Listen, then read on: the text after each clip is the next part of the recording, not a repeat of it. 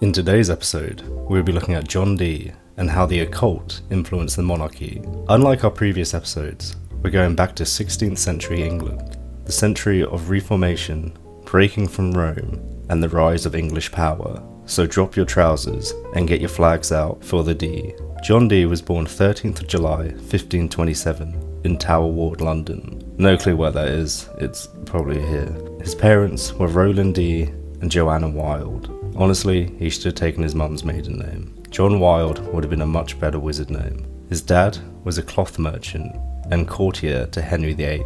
Basically, he just attended royal courts. Seems like a piss-take job, to be honest. But his mum, well, Wikipedia doesn't say. But she did marry Roland when she was 15. Okay. He attended various schools in England and ended up being an original fellow in Trinity College, and was spending his time designing stage effects for theatre productions. Probably worked on productions like fucking Phantom of the Opera, Cats, probably, Hamilton, usual university productions. Dee claimed his theatrical work would inspire him to become a magician. As someone who went to a university that heavily focused on theatre, he sounds like a bit of a fucking virgin. But Dee's education wasn't just tied down to theatre productions and wearing all black.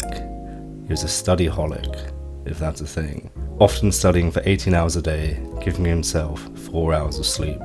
What a loser.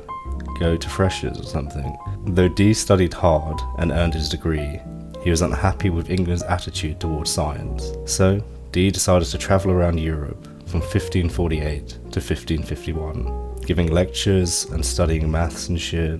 He likes magic and maths. He must be the final boss for autism. But Dee returned to England, bringing back a wealth of maths and astro gear. To be honest, usually you'll probably get a magnet or a t-shirt, but clearly his autism was too strong. Upon returning, he became a rector at Upton upon Severn.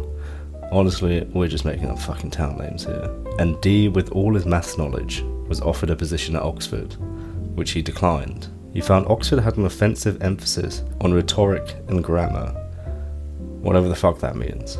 But Edmund Bonar, we'll get back to this later, a friend of Dee's, was a Catholic bishop and basically gave him a speed run to receiving all the holy orders in one day. By 1555, Dee followed in his father's footsteps and became part of the Mercer Guild, a big social and religious organisation linked by the love of trade. No fucking clue what they really do. They're still around today. Am I going to research it? No. I'm guessing it's like the one episode of The Simpsons. But Dee's life took a drastic turn. He got arrested and charged for lewd and vain practices. Now you're probably thinking, was he a bit of a nonce? Maybe part of a certain list? Nah, he was arrested for casting a horoscope for Queen Mary and Princess Elizabeth. John Dee was just having a white girl summer. Free the Dee. It got so bad that charges were raised to treason. Honestly, I'm all for it. Arrest those who like star signs, Formula 1 and roast dinners. Bankrupt Hinge now. But this fucking nerd could not stop hounding the Queen. In 1556, Dee presented a plan to preserve old books and notes, creating a national library. But Queen Mary was like, nah, you big fucking nerd, go read some star signs. So with his peak autism, Dee created a personal library in Mortlake, southwest London. I know what that is, it's here. It was so impressive, it attracted many autistic people. Your dad, your uncle, that train guy from TikTok, basically all the British TikTok people during COVID. I was going to travel to Mortlake to see the Dee, but there's a fucking heatwave at the moment. But there's a plaque, apparently. Here's the plaque. I'm guessing MA stands for Master Autism, but let's go back in time. By 1558, it was the year of the Dee. Queen Elizabeth, no, not that one, came onto the throne, and Dee became her astrologer and science advisor. For over 20 years, Dee would craft events using stars and shit. He set Queen Elizabeth's coronation date, assisted with voyages, and even dipped his toes in political support. You know the term British Empire? Yeah, John Dee conned that. But Dee wasn't just some bloke who loved star signs. He was also a writer, and released Monas Hieroglyphica in 1564, his most famous work. But to be honest, it's no page turner, it's like 104 pages. It's no Lord of the Rings, It's simply a book that explains a symbol Dee invented, using a variety of astrology symbols, Latin words, and terrible grammar. So why did he publish this book? Well, Dee believed his symbol contained some alchemy shit, things that would access hidden knowledge about the universe. Honestly, this would make for a good PSA about drugs. Even today, his book is hard to understand, due to Dee's use of Latin, spacing, etc. He probably just had dyslexia, let's be honest. But by the 1580s, Dee became frustrated. He stopped caring about the secrets of nature and found his influence in the monarchy reduced. During this time, Dee hoped to bring a new calendar to Britain, as well as ideas on how British colonies should be run. Both ideas were shot down.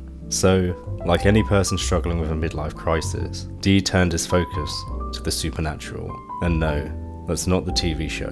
Dee wanted to acquire knowledge through contacting spirits. But this is before the times of Ouija boards and poorly shot ghost shows.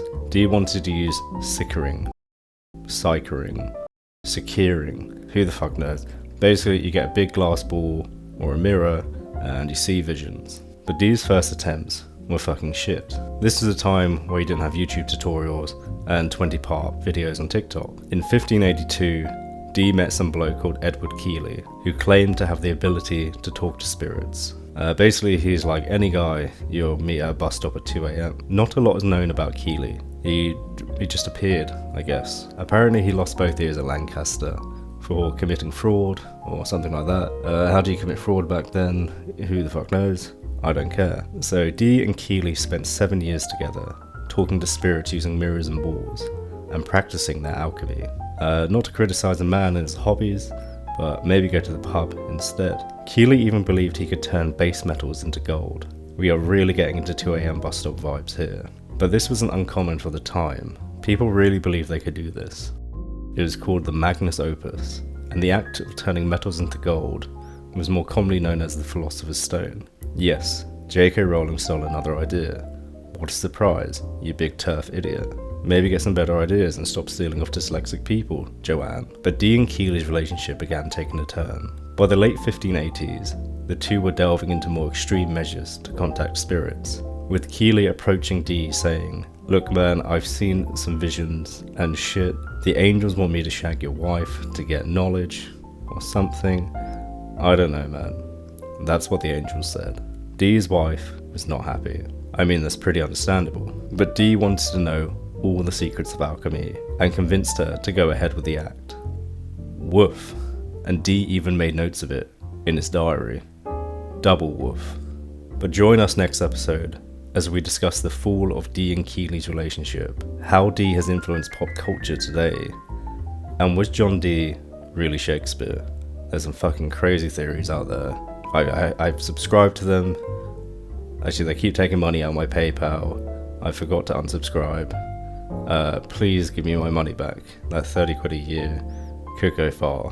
And if you're thinking about swinging with your best friend's wife to gain some knowledge, maybe don't. Maybe go to a library or something.